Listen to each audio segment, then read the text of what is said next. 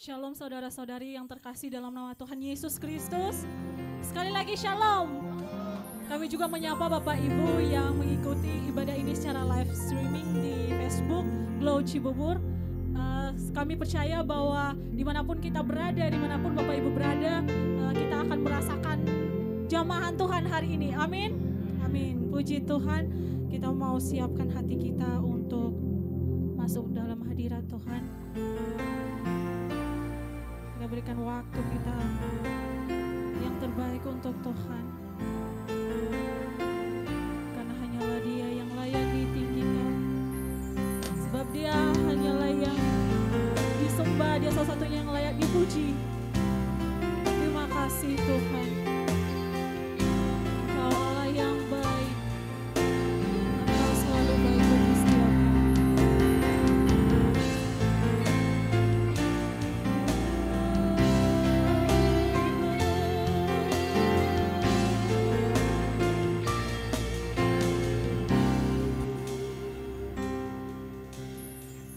Telah kulihat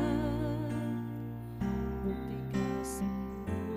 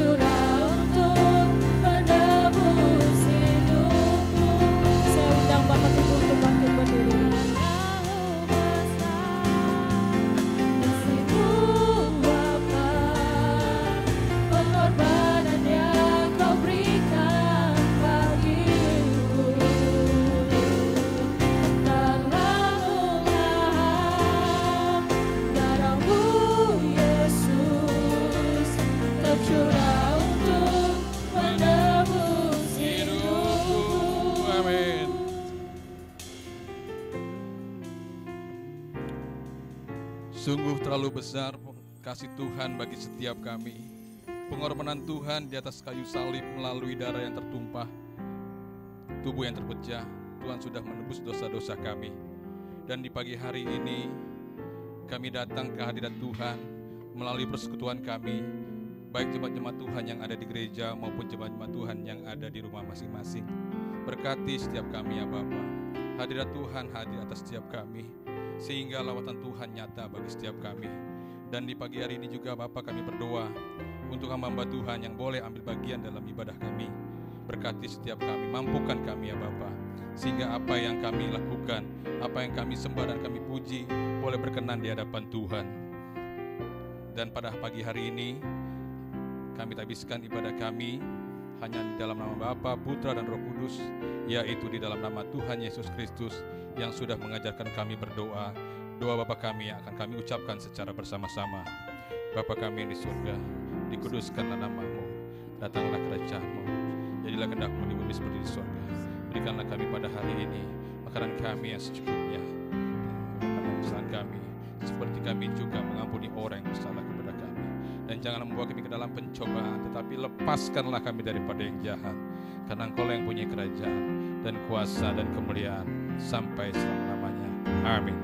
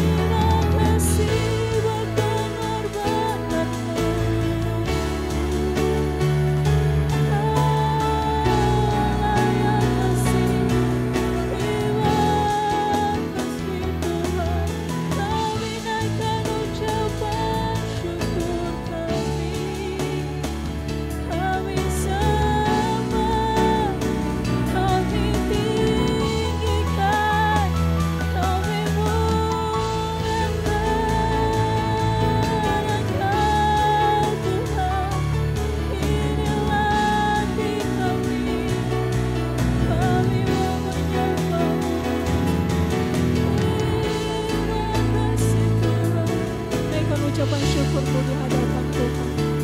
Sebab Dia Allah satu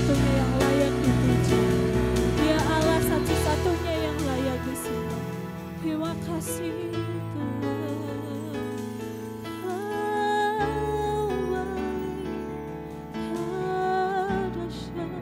kasih buat pengorbananmu bagi setiap kami Tuhan.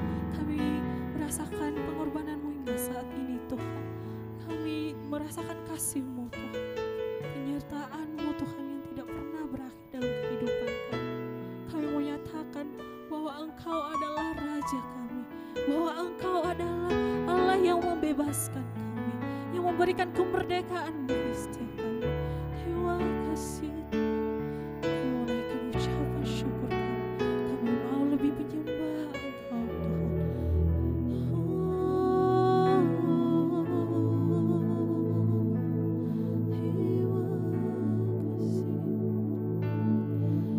Kau tunjukkan kasih setiamu,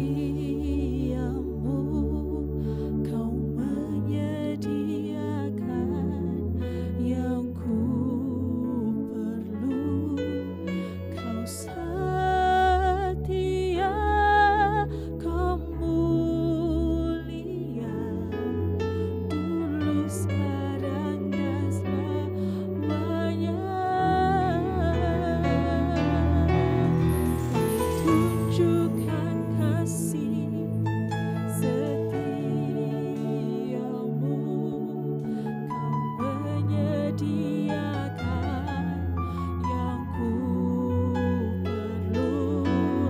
Kau setia, Kau mulia, Bapa Kau setia. Yang merasakan kasih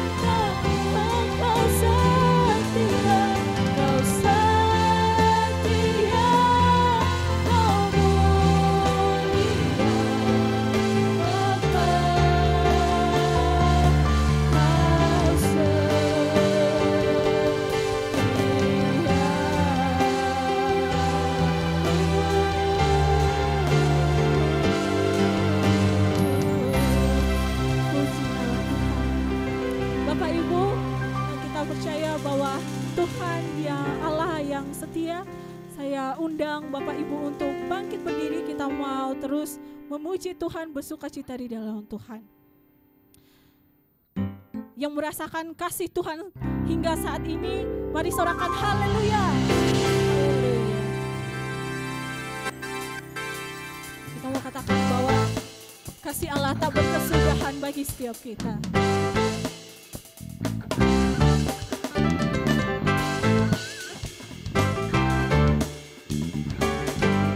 Mari semuanya Bapak Ibu. Kasih Allah tak berkesudahan, selalu baru setiap pagi. Rahmat-Nya pun tak pernah berakhir seumur hidupku. Kasih suaranya berkesudahan, selalu baru setiap pagi. Rahmat-Nya pun tak pernah berakhir seumur hidupku. Dengan sukacita bukan menari, dengan sorak-sorai menaikkan pujian haleluya. Nyanyi baginya sang raja, nyanyi baginya sang raja.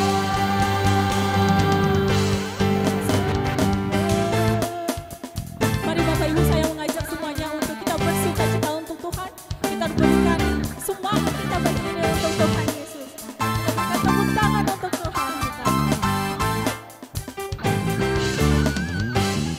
Kasih Allah tak berkesudahan, selalu baru setiap pagi. Rahmat-Nya pun tak pernah berakhir seumur hidupku. Kasih Allah tak berkesudahan, selalu baru setiap pagi. Rahmat-Nya pun tak pernah berakhir seumur hidupku. Dengan sukacita bukan menari, dengan sorak-sorai memuji, menaikkan pujian haleluya. Nyanyi baginya sang raja, nyanyi baginya sang raja. Dengan sukacita bukan menari, dengan sorak-sorai memuji, menaikkan pujian haleluya. Nyanyi baginya sang raja, nyanyi baginya sang raja. Selamanya.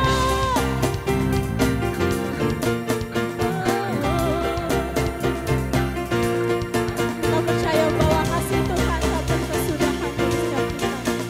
Kita mau tetap terus memuji Tuhan, bersorak dalam nama Tuhan. Kasih Allah tak berkesudahan. Mari Bapak Ibu, kita mau sama-sama bersukacita memuji Tuhan. Rahmat-Nya pun tak pernah berakhir seumur hidupku. Sukacita bukan menari, dengan sorak-sorai memuji, menaikkan pujian haleluya. Nyanyi baginya sang raja, nyanyi baginya sang raja. Sukacita bukan menari, dengan sorak-sorai memuji, menaikkan pujian haleluya. Nyanyi baginya sang raja, nyanyi baginya sang raja. Selamanya.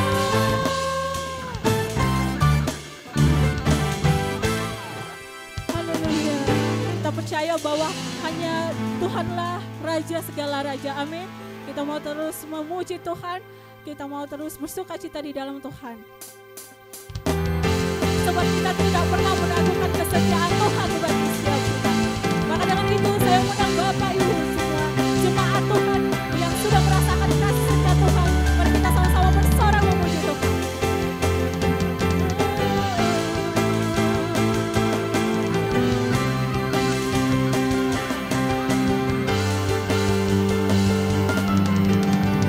Tak pernah ku ragu akan kesetiaan-Mu.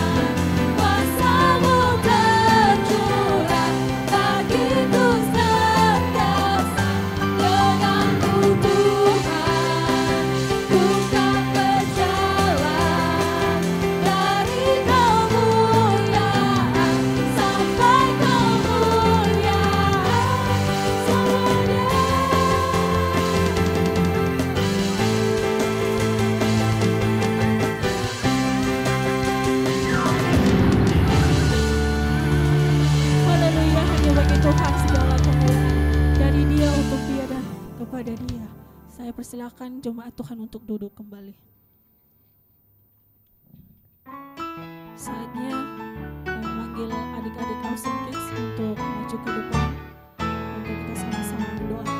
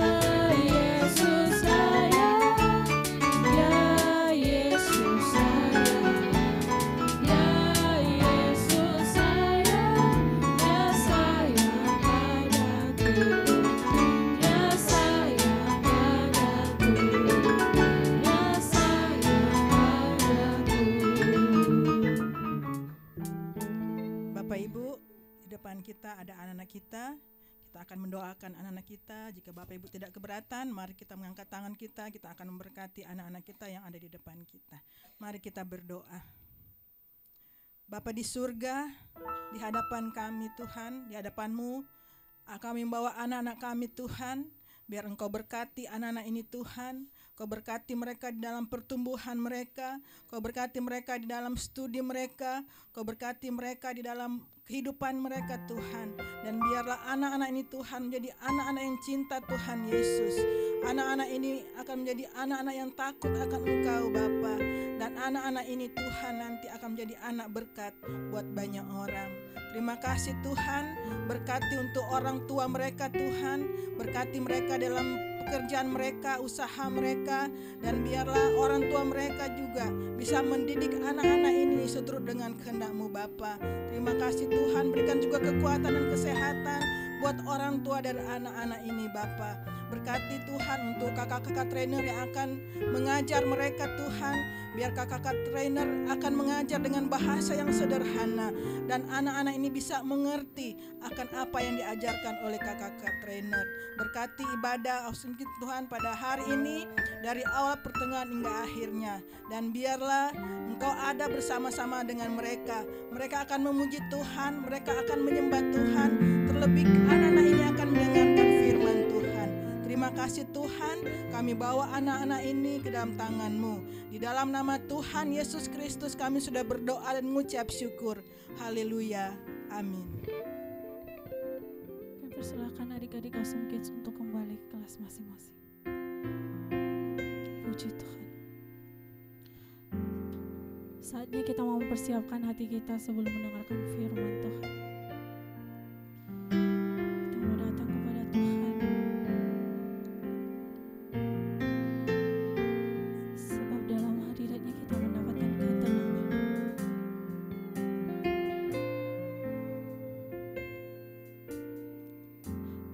Kemanakah kami mencari kasih sejati? Kemanakah kami berseru saat badai datang menderu? Yang kami tahu hanya Kau yang mampu pulihkan segala sesuatu.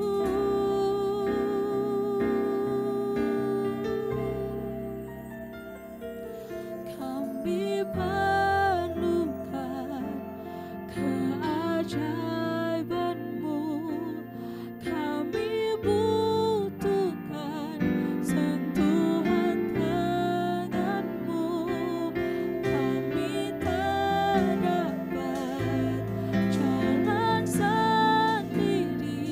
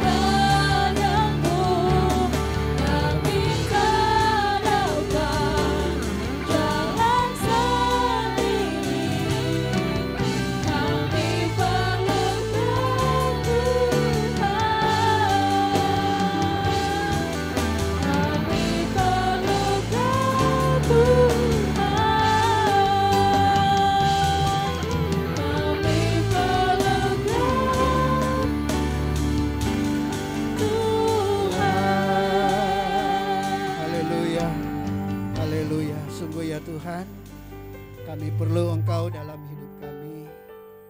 Kami butuh Tuhan, karena tanpa Tuhan kami tidak dapat berbuat apa-apa. Tanpa Tuhan kami bukan siapa-siapa. Kami bersyukur Tuhan kalau kami ada sampai hari ini.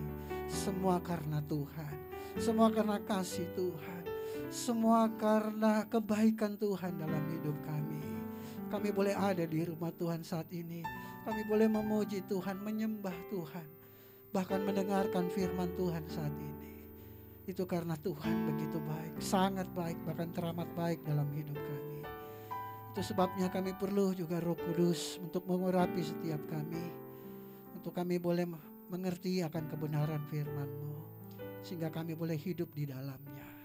Berkati firman-Mu, berkati hamba-Mu, berkati kami semua. Di dalam nama Tuhan Yesus kami sambut kebenaran firman Tuhan. Haleluya. Amin. Puji Tuhan. Sebelum duduk seperti biasa, mari kita angkat Alkitab kita tinggi di atas kepala. Kita akan mengucapkan pengakuan iman kita. Mari bersama dengan saya kita katakan sesuai dengan kesaksian Alkitab ini. Aku percaya Allahku Esa, Maha Kuasa dan Maha Besar. Aku percaya Yesus Kristus adalah Allah sendiri yang telah menjadi manusia. Ia adalah juru selamat yang bertanggung jawab dan mengasihi aku. Aku percaya Roh Kudus adalah Roh Allah sendiri yang senantiasa menyertai dan membimbing kehidupanku. Aku percaya Alkitab ini adalah firman Allah yang akan menjadikan hidupku kudus, berkemenangan, diberkati, penuh mujizat dan selalu menjadi berkat. Amin. Haleluya. Silakan duduk Bapak Ibu. Haleluya. Terima kasih buat tim profetik, adik-adik kita yang sudah memimpin kita memuji, menyembah Tuhan. Haleluya. Puji Tuhan. Shalom Bapak Ibu sudah kasih dalam Tuhan. Haleluya. Apa kabarnya? Luar biasa. Haleluya. Tetaplah harus dahsyat, luar biasa. Baik, hari ini saya melanjutkan serial khotbah saya, Warga Kerajaan Allah, ya. Hari ini kita terus masuk dalam khotbah-khotbah Tuhan Yesus, pengajaran-pengajaran Tuhan Yesus, dan hari ini kita akan merenungkan, ya, khotbah Tuhan Yesus, pengajaran Tuhan Yesus tentang perceraian. Wah, hal perceraian. Dan gak apa-apa ya, ada anak-anak, ada anak muda di sini, karena kita harus belajar terus firman Tuhan, jangan sampai kita loncat-loncat. Nah, saudara kasih dalam Tuhan, saya memperhatikan ya mungkin saya salah memperhatikan.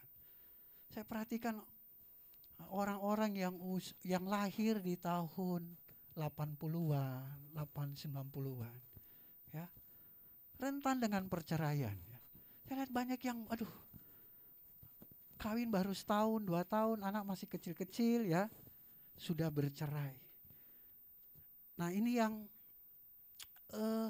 saya perhatikan beda dengan orang-orang dulu ya. Kalau bercerai itu kayaknya tabu begitu ya. Tetapi orang sekarang, anak-anak muda, keluarga-keluarga muda, seperti sudah biasa single parents ya. Nah, jadi hari ini kita mau belajar tentang pandangan Alkitab tentang perceraian dan jawaban Alkitab terkait beberapa pertanyaan praktis tentang perceraian. Karena banyak pertanyaan, banyak orang konseling sama saya. Nah, adik-adik muda juga perlu belajar ya. Jangan karena yang jomblo-jomblo usia sudah kepala 3 ya, waktu muda sih siapa lu? Pas sudah kepala 3 udah siapa aja gitu kan. Siapa aja, yang penting gue ada pasangan, yang penting gue bisa merit begitu. Nah, ini bahaya ya kalau kita cari pasangan siapa aja gitu. Nah, karena sudah malu sama umur. Nah, ini hati-hati ya. Nah, kita mau belajar hari ini. Kita masuk dalam Matius pasal 19 ya. 2 minggu lalu kita sudah bicara tentang tentang sebagai murid. Nah, Matius pasal 19 ayat 1 sampai dengan yang ke-12. Saya bacakan bagi kita semua.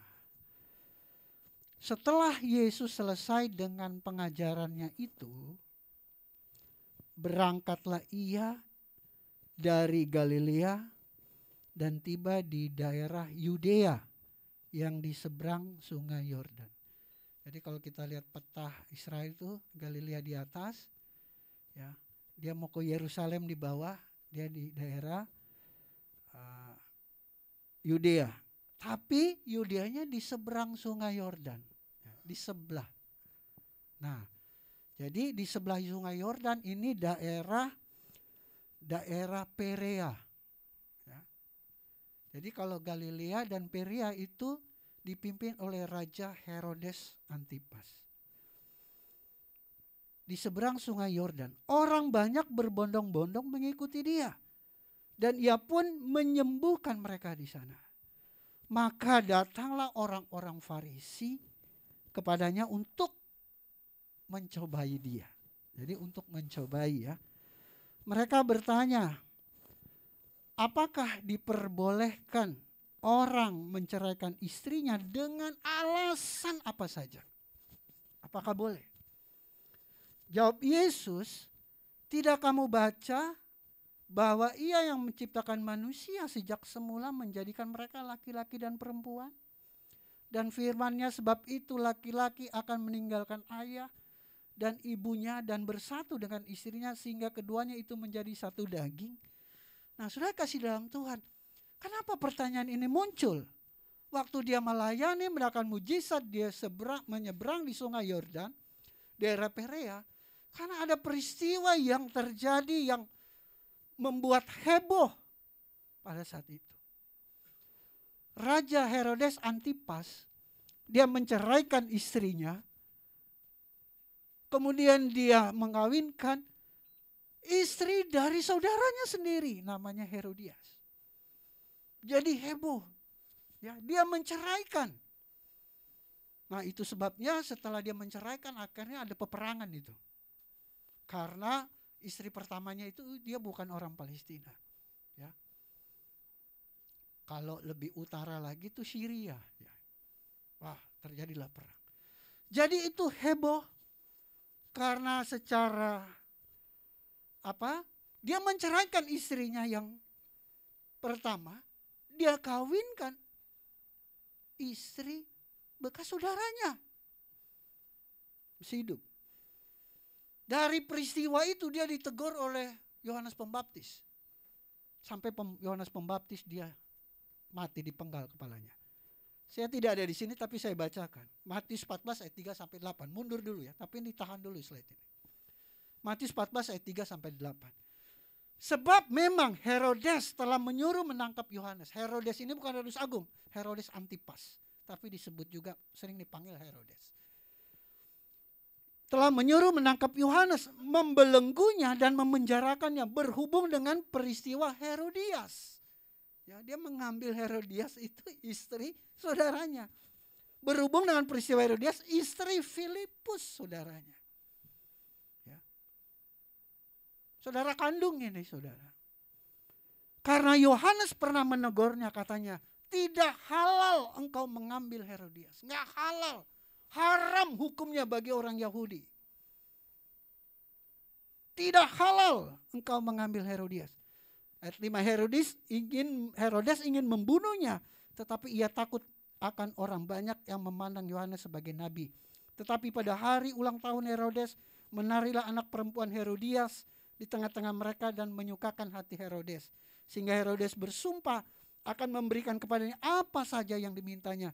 Maka setelah dihasut oleh ibunya, anak perempuan itu berkata, berikanlah aku ini kepada Yohanes Pembaptis di sebuah talam. Jadi Yohanes Pembaptis mati dipancung, ya, sebagai hadiah buat anak tirinya, keponakannya, anak dari Herodias. Ya. Jadi Yohanes Pembaptis menegur dengan keras, tidak halal, ya, haram kau mengambil Herodias. Nah, kita lanjut ayat ke-6. Demikianlah mereka bukan lagi dua melainkan satu, karena itu apa yang telah dipersatukan Allah tidak boleh diceraikan manusia. Jadi Tuhan Yesus jelas, ya, memberikan pandangannya tentang perceraian. Apa yang dipersatukan Allah tidak boleh diceraikan manusia. Kata mereka kepadanya, jika demikian, apakah sebabnya Musa memerintahkan untuk memberikan surat cerai jika orang menceraikan istrinya? Kata Yesus kepada mereka, karena ketegaran hatimu, Musa mengizinkan kamu menceraikan istrimu. Tetapi sejak semula tidaklah demikian. Jadi orang Farisi, ya, mereka berdalih dengan kitab Ulangan 24 tentang perceraian. Padahal secara teologis Allah tidak pernah memerintahkan untuk mereka boleh bercerai. Kalau Musa memberikan surat cerai, mengajarkan untuk memberikan surat cerai, ya, karena ketegaran hati mereka. Musa nggak sanggup menghadapi mereka yang sudah begitu besar menjadi suatu bangsa. Ya sudah, yang penting keluarkan surat cerai. Tetapi Tuhan Yesus berkata, pada mulanya apa yang dipersatukan Tuhan tidak dapat dipisahkan oleh manusia. Ya. Karena ketegaran hatimu, Musa mengizinkan kamu menceraikan istrimu, tetapi sejak semula tidaklah demikian, kata Yesus. Ayat 9, tetapi aku berkata kepadamu, barang siapa menceraikan istrinya kecuali karena zina lalu kawin dengan perempuan lain, ia berbuat zina. Murid-murid itu berkata kepada, jika demikian halnya hubungan antara suami dan istri, lebih baik jangan kawin. Nah ini, banyak orang menggunakan ayat ini, ya, kecuali karena zina. Nah, saudara kasih dalam Tuhan, ini dalil dari kelompok Yahudi yang disebut kelompok Syamai. Jadi ada zaman intertestamental. Dari kitab Maliaki sampai Matius itu 400 tahun. Tidak ada nabi. Ya, 400 tahun. Kemudian Yohanes Pembaptis muncul, ya, di padang gurun. Nah, di zaman itu sebelum munculnya Yohanes Pembaptis sudah ada dua aliran Yahudi. Ada dua denominasi, yaitu Samai dan Hillel. Samai ini keras sekali. Sangat keras, sangat kaku. Bahkan ada istilahnya, ada orang bilang begini, ada orang yang mau masuk agama Yahudi, dia pergi ke guru Samai, itu dimaki-maki, dimarahin, dia sampai nggak masuk. Tapi ketika dia masuk ke guru Hillel, dia diterima dengan baik. Jadi kalau Hillel ini dia apa ya, banyak toleransi, ya, Hillel. Tapi kalau Samai itu tegas, boleh bercerai. Kecuali dia zina. Jadi perkataan Yesus itu dalilnya orang Samai, bukan Yesus yang mengucap. Jadi dia kutip. Saudara ngerti maksud saya? Jadi kalau Yesus ngomong itu bukan itu statementnya Tuhan Yesus. Kecuali karena zina. Itu dalilnya dari kelompok-kelompok Samai. Tuhan Yesus selalu merujuk kitab Kejadian. Pada mulanya tidak demikian. Apa yang dipersatukan Tuhan tidak dapat dipisahkan oleh manusia. Apapun alasannya. Mau dia zina, mau dia KDRT. Ya. Gak bisa. Jadi mereka mencoba, makanya dikatakan mencobai. Mereka pakai kitab Ulangan itu. 24. Tapi Tuhan Yesus tetap tegas. Ya. Sejak semula tidak demikian. Ayat 10, murid-murid itu berkata kepadanya, jika demikian halnya hubungan antara suami dan istri, lebih baik jangan kawin. Katanya, aduh susah ya. Lebih baik jangan kawin. Ayat 11, akan tetapi ia berkata kepada mereka, tidak semua orang dapat mengerti perkataan itu. Hanya mereka yang dikaruniai saja. Ada orang yang tidak dapat kawin karena ia memang lahir demikian dari rahim ibunya. Dan ada orang yang dijadikan demikian oleh orang lain. Dan ada orang yang membuat dirinya demikian karena kesemuanya sendiri oleh karena kerajaan surga. Siapa yang dapat mengerti, hendaklah ia mengerti. Nah, jadi saya kasih dalam Tuhan. Tuhan Yesus tegas. Nah, apa pandangan Alkitab tentang perceraian? Next. Nah, Ini harus kita pahami ya. Yang pertama, Allah tidak pernah menghendaki perceraian. Jelas dalam Matius 19 ayat 5 dan 6. Dan firman-Nya, sebab itu laki-laki akan meninggalkan ayah dan ibunya dan bersatu dengan istrinya sehingga keduanya itu menjadi satu daging. Demikianlah mereka bukan lagi dua melainkan satu. Karena itu apa yang telah dipersatukan Allah tidak boleh diceraikan manusia. Jadi saudara kasih dalam Tuhan, Allah tidak pernah menghendaki perceraian dengan alasan apapun. Tapi pendeta dia kan sudah begini, tapi pendeta dia selingkuh. Tapi pendeta dia begitu kasar. Allah tidak pernah menghendaki perceraian. Ya. Makanya kalau cari jodoh itu benar-benar ya, cuman tampilan luarnya aja cantik, hatinya juga harus cantik. Jangan cuma tampilan luarnya ganteng, hatinya juga harus ganteng. Amin. Iya, buat apa? Ya kalau tampilan luar itu bisa kamuflase lah, bisa bohongin orang. Ya, coba kalau bulu matanya dicabut, ininya itu kan, kayak apa itu model mukanya itu kan banyak orang yang cantik karena apa ya, tipuan semua. Sorry, iya, bulu mata palsu, bola mata palsu. Segala macam, dagu palsu, operasi plastik, ya kan, tarik sana tarik sini, penuh dengan kepalsuan. Jadi jelas yang pertama, Allah tidak pernah menghendaki perceraian. Yang kedua, Allah membenci bahkan. Yohanes 3:36, barang siapa percaya kepada Maliaki 2:16, sebab aku membenci perceraian, firman Tuhan Allah Israel, juga orang yang menutupi pakaian dengan kekerasan, firman Tuhan semesta alam. Maka jagalah dirimu dan janganlah berkhianat, sebab aku membenci perceraian. Benci.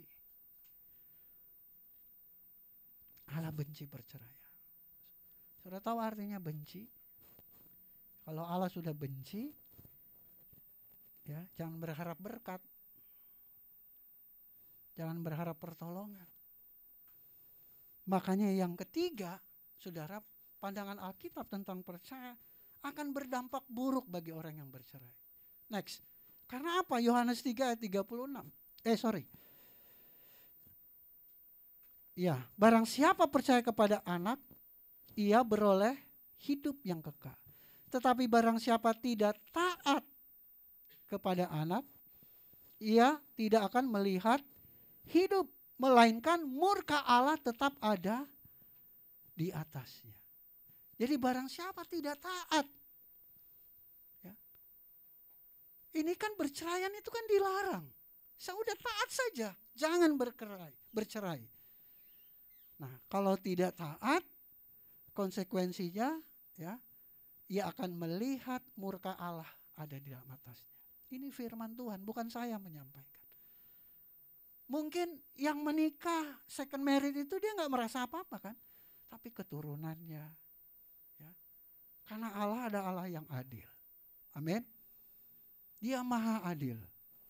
Ada upah bagi yang setia, ada upahnya juga bagi yang tidak setia. Nah, jadi akan berdampak buruk.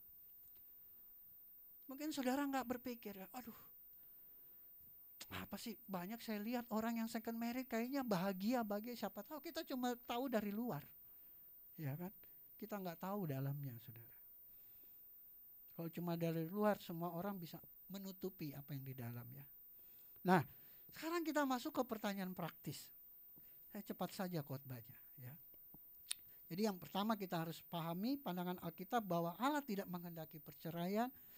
Kedua, Allah membenci. Dan yang ketiga, pasti ada konsekuensinya bagi orang yang tidak taat. Nah, ada pertanyaan begini. Yang pertama, bagaimana dengan orang yang sudah terlanjur bercerai? Ya, apakah boleh menikah lagi? Dia sudah terlanjur bercerai karena dia nggak ngerti kebenaran. Mungkin dia Kristen KTP. Ya, banyak orang kan dia dia mau membenarkan dirinya dengan alasan, saya dulu tidak mengerti. Ya. Nah, jadi jawaban firman Tuhan dia tidak boleh. dia tidak boleh menikah lagi. Karena menurut firman Tuhan itu adalah sebuah apa?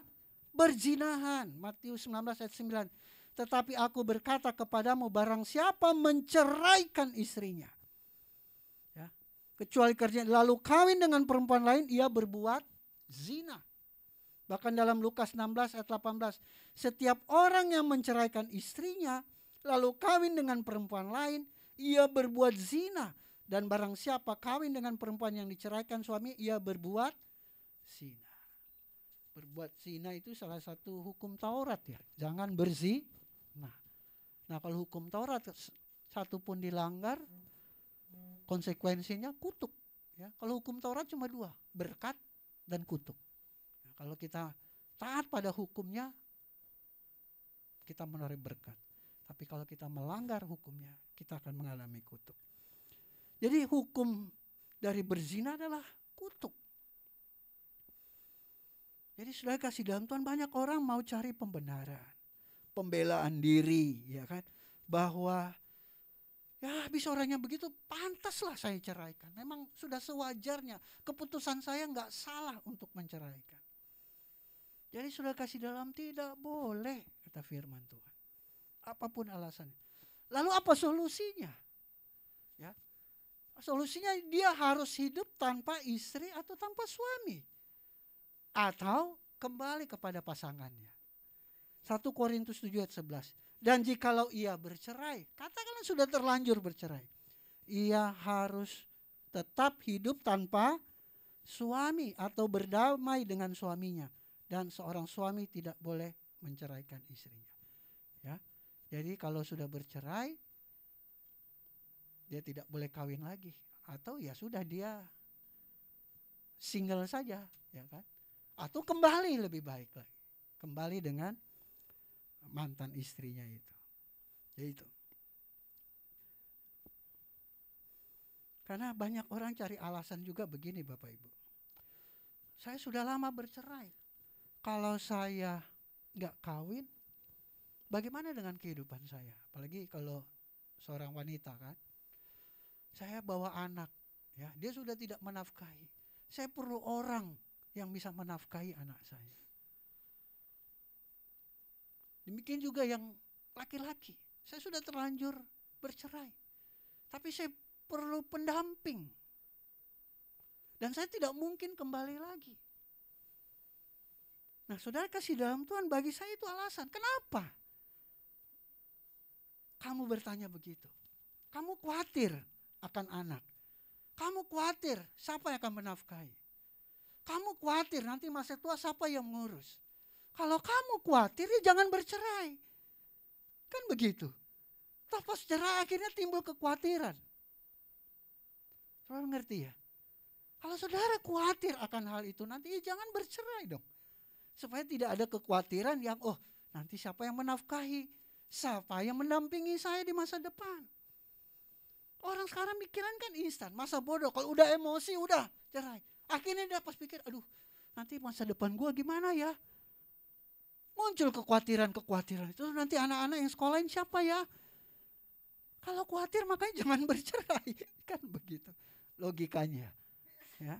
Kalau buat apa bercerai kalau muncul pun kekhawatiran. Dan kalaupun mau kawin lagi ya, itu Alkitab bilang berzina. Nah, sekarang pertanyaan yang kedua. Orang suka bertanya begini, saya. Apakah seorang janda atau duda meninggal dapat menikah lagi? Dapat menikah lagi, boleh ya. Kalau dia janda meninggal atau duda ditinggal pasangannya karena meninggal, ya meninggal dunia, boleh.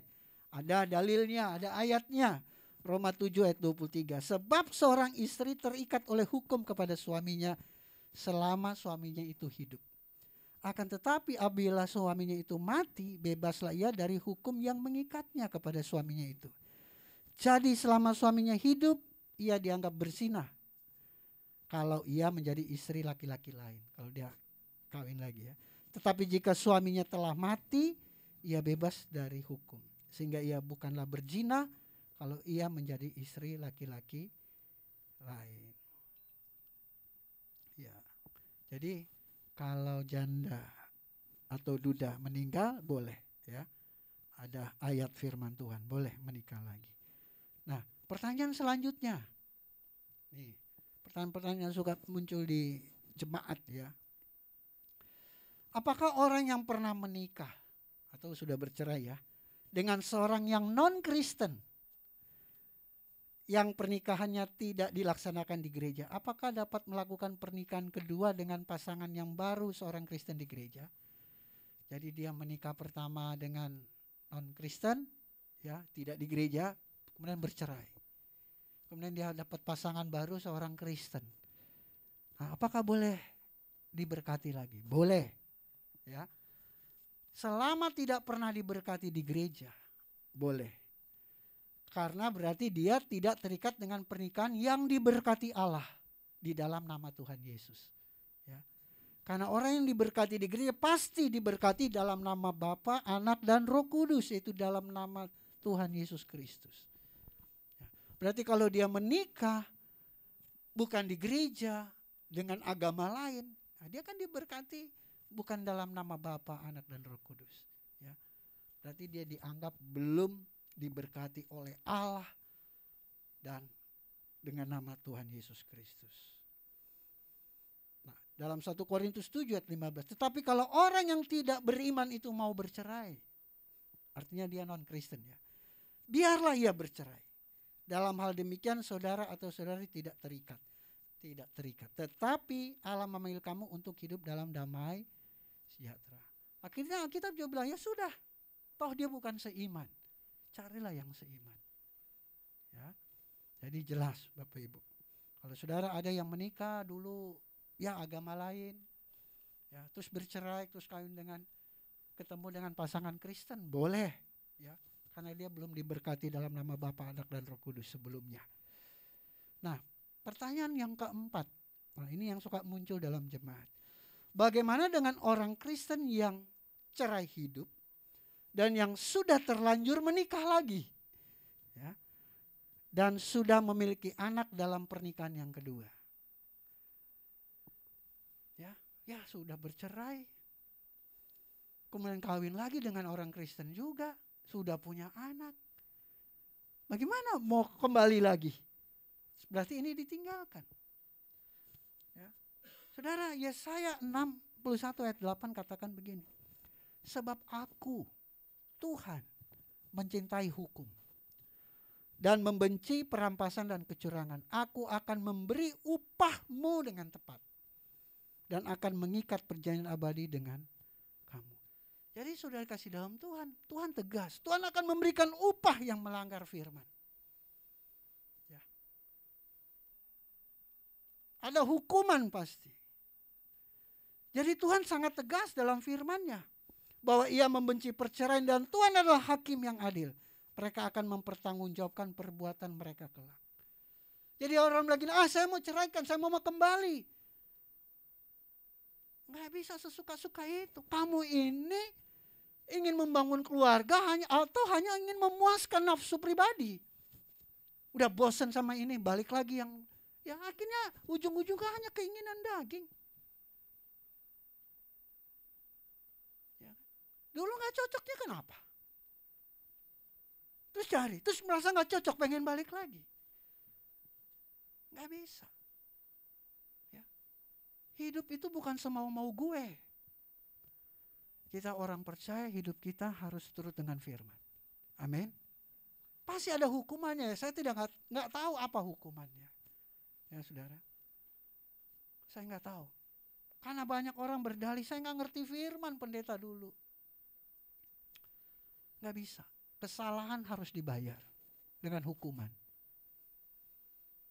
Dulu saudara saya, dia datang dari Jakarta ke kampung. Dia pikir itu tanah dari kakeknya. Jadi dia main potong pohon orang. Ya kan? Dia pikir itu pohonnya dia. Dilaporin ke polisi. Masuk penjara. Kan gak bisa bilang polisi, saya gak tahu kalau itu pohonnya dia. Ngerti gak saudara maksud? Ya kan? proses hukum tetap berjalan. Kita juga nggak bisa bilang, saya dulu Kristen KTP, saya nggak ngerti firman, makanya saya nggak ngerti. Yes, Tuhan ampuni dosamu, tetapi hukuman Tuhan tetap berjalan. Ya. Yang punya pohon kasih maaf, tapi hukuman tetap berjalan. Tuhan Maha Pengampun, Dia Maha Adil, hukumannya tetap berjalan. Ada saya kenal betul, saudara. Ya, kalau saya katakan om lah. Wah, dulu banyak uang sampai kawin cerai.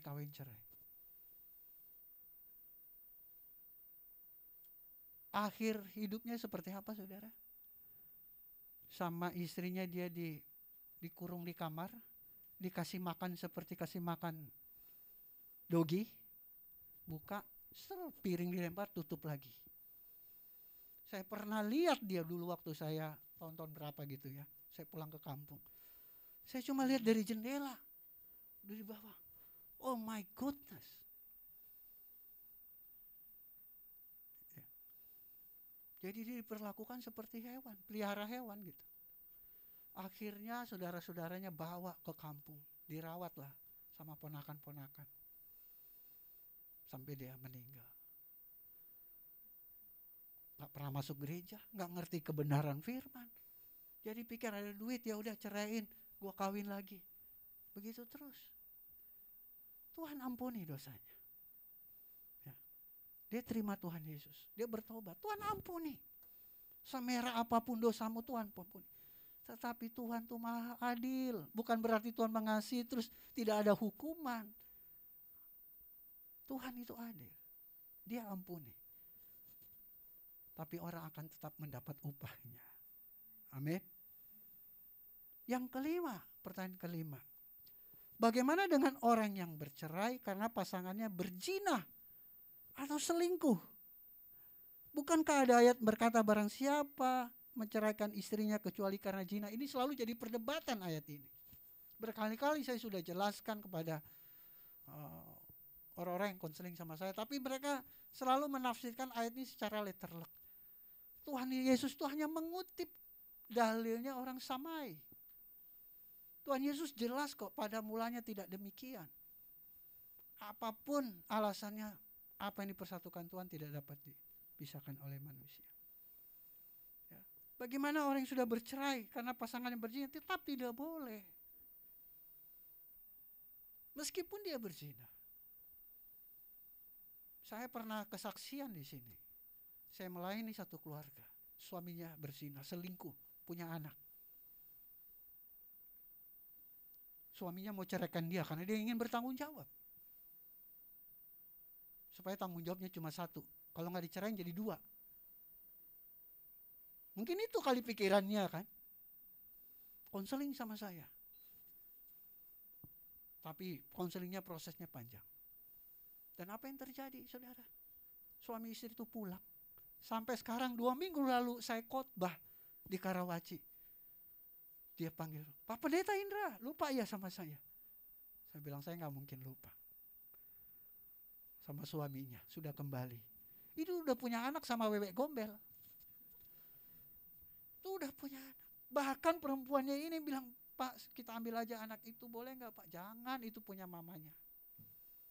Kecuali minta baik-baik. Datang dia minta baik-baik, ya nggak dikasih lah sama mamanya. Karena saya percaya 2 orang benar besar kuasanya. Bagi manusia nggak mungkin. Dulu dia udah hopeless, mama juga udah bilang, udah cerai aja, bahaya lu. Nggak ada yang mendukung dia untuk mempertahankan rumah tangga. Mungkin satu-satunya orang yang mendukung dia untuk tetap menjaga rumah tangga cuma saya kali. Teman-teman dekatnya, kakak adiknya, orang tuanya udah pisah aja lah. Zaman sekarang biasalah single parent. Tidak bisa Bu. Kecuali ibu mau menerima kutuk. Kutuk itu buahnya gak langsung sekarang, nanti. Tapi penyesalan tidak ada gunanya kalau sudah nanti. Wah, saya berdoa. Tiap hari saya berdoa. Saya sakit, saya sehat, saya di luar negeri, saya di luar kota, saya di dalam, tiap hari saya berdoa. Komitmen kami. Balik, Itu udah zina. Tapi hebat loh kalau wanita tuh ya. Kalau suaminya zina bisa terima, tapi kalau pria-pria nih, kalau wanita zina, ini susah ya. Tapi saya mau katakan, tidak boleh diceraikan meskipun berzina. Amin. Sebab apa yang dipersatukan Allah tidak boleh diceraikan manusia. Tapi gak mungkin saya bisa terima, pendeta. Kalahkan egomu. Biar Roh Kudus pimpin hidupmu. Kau bisa kok melepaskan itu. Berat, sakit. Kebayang-bayang bagaimana dia tidur dengan itu. Wah, berfantasi. Dia dramatisir dalam pikirannya. Aduh, dia begini kali ya. Nah, itu harus dipatahkan dalam nama Tuhan Yesus. Pikiran-pikiran seperti itu. Amin. Supaya pengampunan itu ada. Kalau kita dramatisir, kita maintain dalam pikiran kita, pengampunan itu gak akan pernah ada. Harus dibuang. Tapi memang gak mudah. Perlu proses. Perlu mendekatkan diri dengan Tuhan hari lepas hari. Semakin dekat. Ya kan, sehingga bagi orang gak mungkin lah mengapa. Tidak ada yang mustahil bagi Tuhan. Amin. Tuhan Yesus sudah memberikan teladan. Ya Bapa, ampunilah mereka sebab mereka tidak tahu apa yang mereka perbuat. Pengampunan yang begitu luar biasa. Pertanyaan nomor 6. Tadi dibayar. Bagaimana dengan KDRT yang berulang? Waduh, tiap kali ribut, bonyok. Tiap kali ribut, waduh, gimana? Tapi ada nggak orang mukul lagi diam-diam, lagi ketawa-ketawa, pak, ada nggak gitu? Kecuali orang gila dia. Pasti ada latar belakangnya, betul nggak? Ada backgroundnya. Apa nih kata-kata dari si ibu ini kali yang terlalu menyakitkan, terlalu apa? Ya kan nggak mungkin KDRT itu lagi nonton TV, tahu-tahu tangan melayang gitu kan, lagi happy-happy. Pasti ada latar belakang, ya kan? Makanya saya katakan berubah menjadi pribadi seperti Kristus. Saya rasa kalau kita ada kasih Kristus dalam keluarga, nggak mungkin lah suami tempeleng. Kata-kata kita manis, kata-kata kita, ya kan, menguatkan. Ya. Kemudian ya lepaskan pengampunan. Doakan suami dan ya bangun mesbah keluarga. Nah, jangan sudah nggak ada doa di rumah. Bangun mesbah keluarga. Ya. Berubah. Jangan mengharapkan suami berubah. Jangan mengharapkan istri harus berubah dulu. Saya harus berubah dulu. Amin. Sebagai suami saya harus berubah dulu. Sebagai istri ya saya harus berubah dulu. Jangan menuntut orang lain berubah dulu. Karena kita juga belum benar. Kita dulu, mulai dari diri kita dulu sendiri. Kalahkan ego kita. Nah, yang ketujuh, pertanyaan yang terakhir. Bagaimana dengan keluarga Kristen yang sudah bercerai secara sah, kemudian rujuk?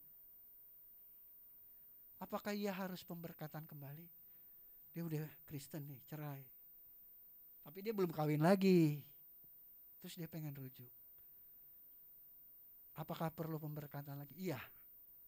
Harus diberkati lagi oleh hamba Tuhan ya. Untuk apa? Pengampunan dosa. Ya.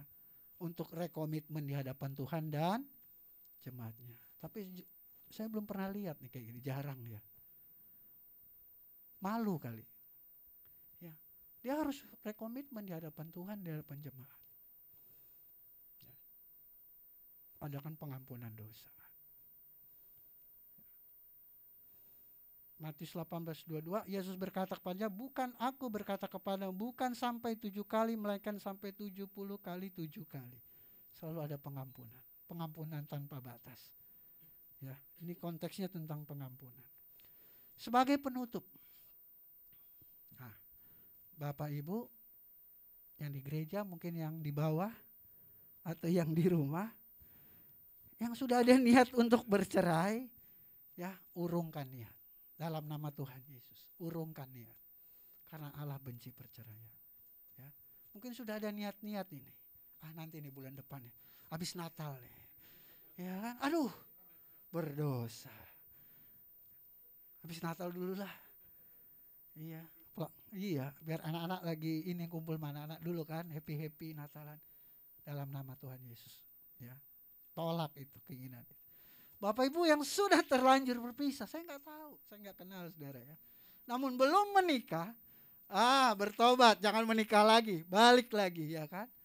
Ampuni kesalahan pasanganmu dan berdamailah. Tuhan Yesus berkata Matius 5:9, berbahagialah orang yang membawa damai, karena mereka akan disebut anak-anak Allah. Poin yang ketiga nggak ada, jomblo-jomblo yang sedang mempersiapkan diri mau menikah. Ya, nah ini harus konseling benar-benar dengan pendeta. Jangan karena sudah jatuh cinta, ya kan, harus konseling. Persiapkan diri untuk bangun rumah tangga supaya apa? Tidak ada perceraian di masa depan. Haleluya. Tuhan Yesus memberkati, kita berdoa. Terima kasih Tuhan Yesus yang baik buat firman Tuhan hari ini, yang telah mengingatkan betapa Allah benci perceraian. Allah tidak pernah menghendaki manusia untuk bercerai. Dan hamba berdoa Tuhan hari ini, jika ada jemaat Tuhan yang mungkin punya rencana untuk berpisah, bercerai dengan pasangannya, Tuhan, hamba berdoa dalam nama Tuhan Yesus, Roh Kudus jamah setiap hati yang punya keinginan untuk bercerai, sehingga damai Kristus, kasih Kristus yang justru ada dalam hati mereka. Ada pengampunan, ada kasih yang mereka boleh berikan buat pasangan mereka masing-masing. Kami percaya bahwa apa yang dipersatukan tidak dapat dipisahkan oleh manusia. Yang dipersatukan Tuhan tidak dapat dipisahkan oleh manusia. Jika ada orang-orang, orang tua, keluarga besar, atau siapapun yang ingin berusaha untuk memisahkan pasangan yang sudah diberkati oleh Tuhan, Tuhan, hamba berdoa dalam nama Tuhan Yesus, biarlah segala upaya mereka digagalkan dalam nama Tuhan Yesus. Hamba terus berdoa, biarlah genaplah firman Tuhan, yang dipersatukan Tuhan tidak dapat dipisahkan oleh manusia. Hamba berdoa, pulihkan setiap keluarga-keluarga yang mungkin sedang bertikai, keluarga-keluarga yang mungkin sudah kehilangan keharmonisan. Tuhan, hamba berdoa dalam nama Tuhan Yesus, kasih Tuhan juga melanda bagi setiap keluarga-keluarga yang sedang bertikai atau sedang kehilangan keharmonisan dalam rumah tangga. Biarlah pengampunan kasih Kristus itu ada di tengah-tengah kehidupan mereka. Hamba juga berdoa bahwa pasangan-pasangan muda yang sedang mempersiapkan diri untuk menikah, Tuhan tolong Roh Kudus pimpin sehingga mereka boleh tetap hidup sesuai dengan kehendak-Mu, membangun rumah tangga masa depan mereka dengan firman Tuhan. Terima kasih Bapa. Ampuni setiap salah dan dosa kami. Di dalam nama Tuhan Yesus kami berdoa. Haleluya. Amin.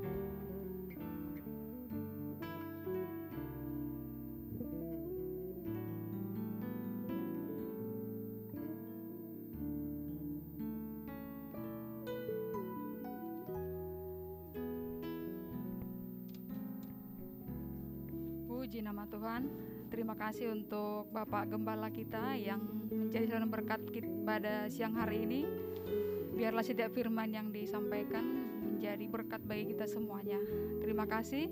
Tiba saatnya kita akan memberikan persembahan. Sambil Bapak Ibu mempersiapkan, saya akan membacakan informasi pelayanan gereja sepekan.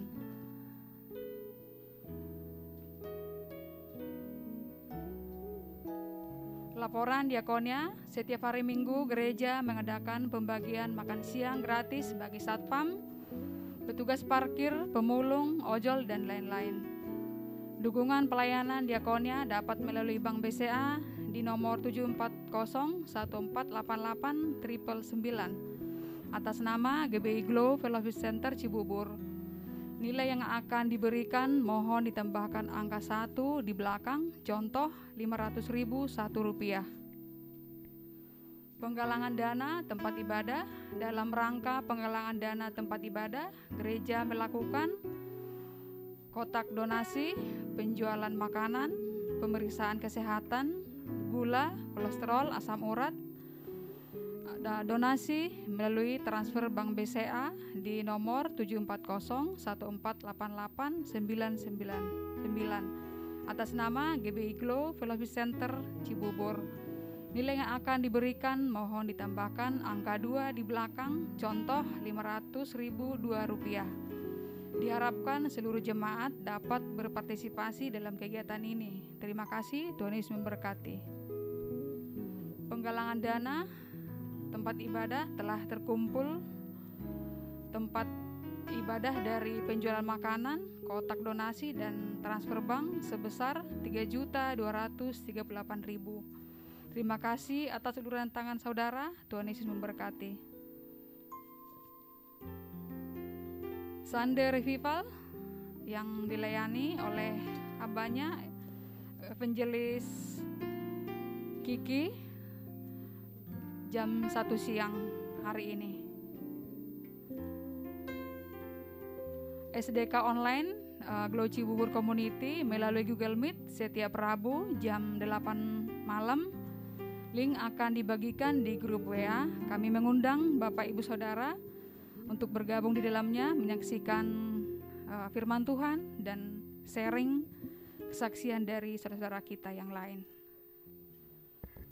Doa konseling bagi Bapak Ibu Saudara yang ingin didoakan atau melakukan konseling dapat menghubungi nomor WA di 0812 1022 7507. Persembahan syukur, persembahan pembangunan dan perpuluhan dapat melalui transfer bank di BCA 740-1488-999 atas nama GBI Glow Fellowship Center Cibubur, di BCA Mobile, BNI Mobile Banking, Livin Mandiri, BRI Mo, OVO, Dana, GoPay, dan Link Aja. Terima kasih atas perhatiannya. Tuhan Yesus memberkati. Sebelum kita memberikan persembahan, saya akan membacakan satu ayat firman Tuhan.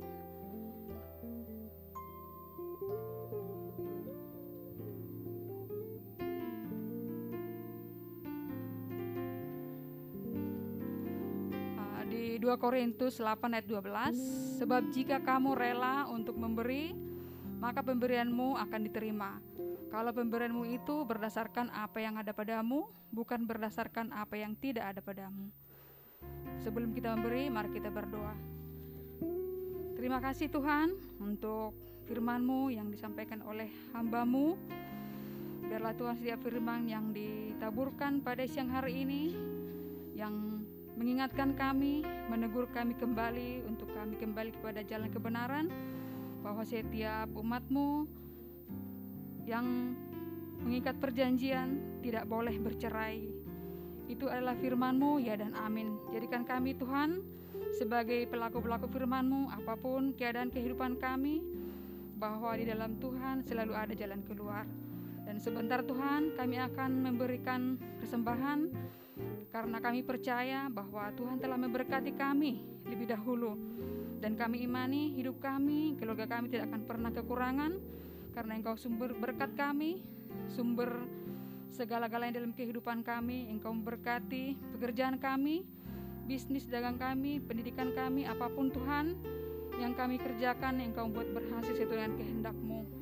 Berkati Tuhan tangan-tangan yang akan memberikannya, dan biarlah kami semuanya memberikan dengan sukacita dan rela hati. Terima kasih, inilah doa kami, inilah syukur kami, di dalam nama Tuhan Yesus kami berdoa ucap syukur, haleluya, amin. Sambil kita memberi, kita memuji Tuhan. Selamat memberi jemaat Tuhan. Tuhan Yesus memberkati.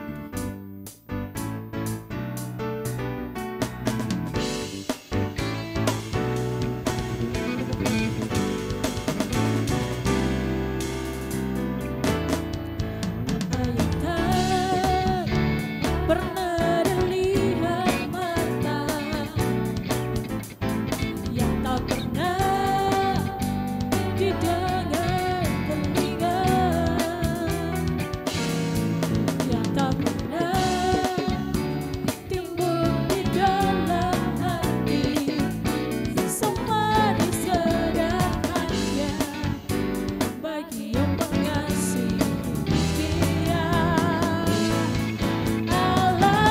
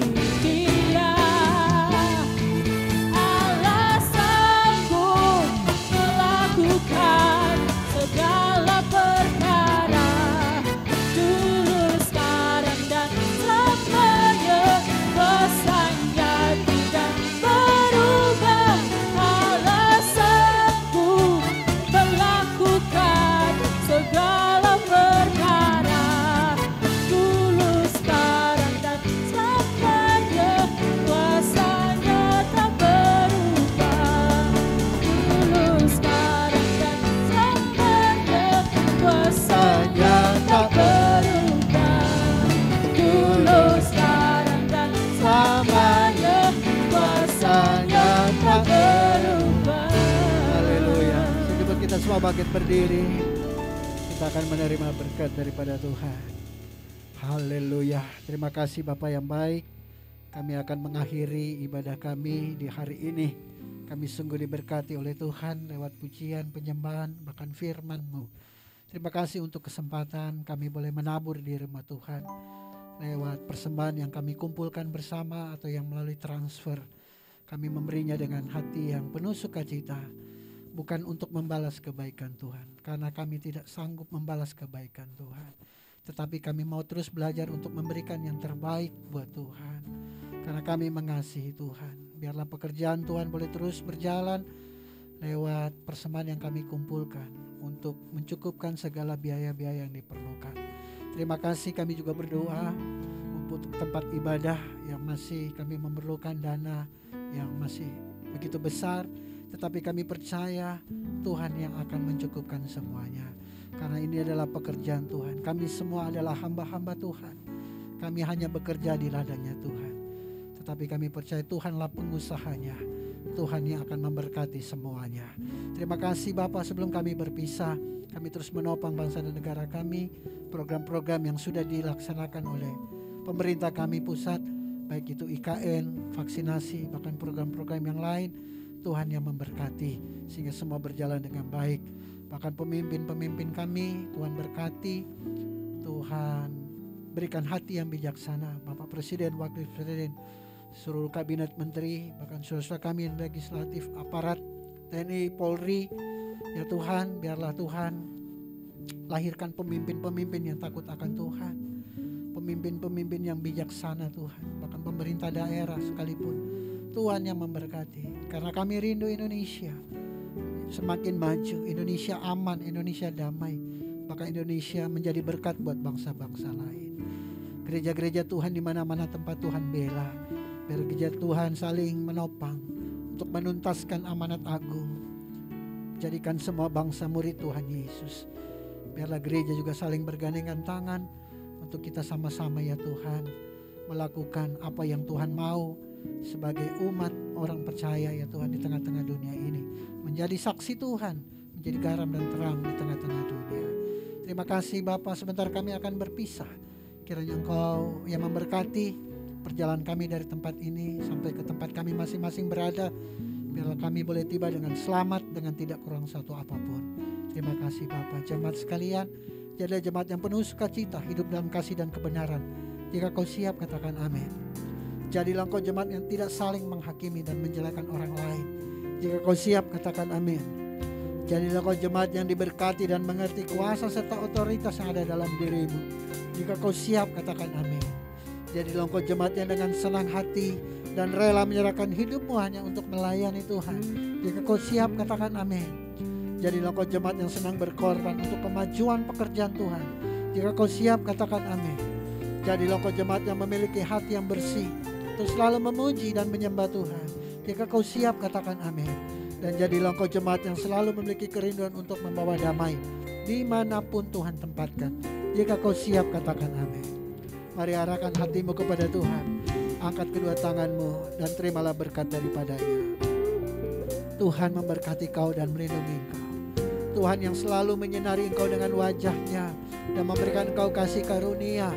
Dan Tuhanlah yang selalu menghadapkan wajahnya kepadamu dan memberikan engkau damai sejahtera. Kiranya berkat Allah yang melimpah itu, cita kasih, agung serta keselamatan daripada Tuhan kita Yesus Kristus, tuntunan, penyertaan, hikmat, bahkan pengurapan yang selalu baru daripada Roh Kudus. Biarlah ketiga yang esa ini memberkati kita sekalian, memberkati keluarga kita, memberkati anak-anak kita, memberkati pekerjaan kita, memberkati usaha bisnis kita, memberkati pelayanan kita, memberkati kesehatan kita, memberkati studi anak-anak kita, dan memberkati masa depan kita. Mulai saat ini sampai Maranatha Tuhan Yesus datang, menjemput kita semua sebagai hamba-hambanya yang tetap taat dan tetap setia kepadanya. Di dalam nama Bapa, Anak dan Roh Kudus, itu dalam nama Tuhan Yesus Kristus. Mari kita semua yang telah menerima berkat-Nya dengan ucapan syukur sama-sama katakan amin. Aku punya Tuhan yang besar, yang tak berjanji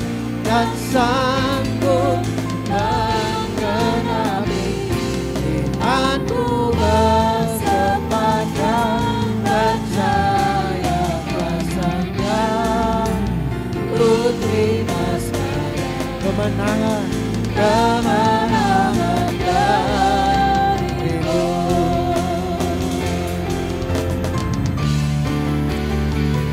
Aku punya Tuhan yang besar, yang tak berjanji dan sanggup menggenapi imanku bersabdakan percaya bersama. Ku terima sekarang, ku terima sekarang kemenangan darimu. Silakan duduk, ibadah telah selesai. Silakan bersaat teduh, mengucap syukur kepada Tuhan. Tuhan Yesus memberkati.